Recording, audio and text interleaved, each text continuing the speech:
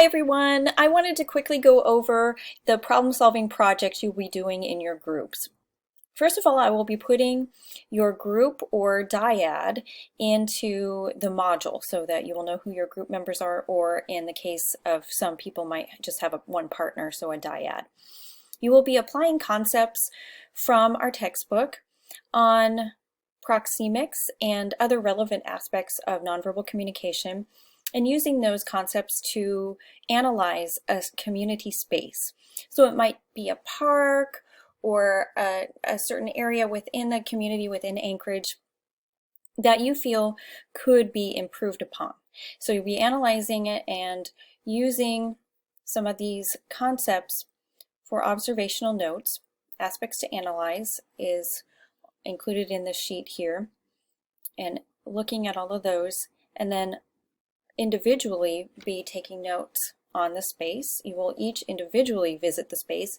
Please don't visit together as a group to maintain safety. Please take safety precautions and don't gather in the space when there are crowds or many people around. Please wear a mask and just take safety precautions.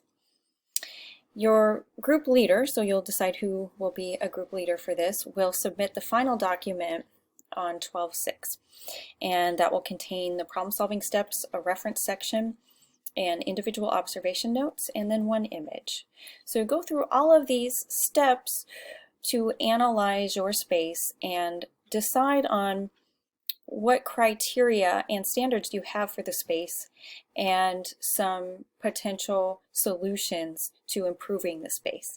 And in that way, we can really look at community and ways that we can improve spatial communication for people to promote healthy, happy communication and have a happier community. So this is kind of a neat project just to kind of see what you all think and be able to identify a particular problem or maybe multiple problems that could have potential solutions. And I look forward to hearing what you all come up with.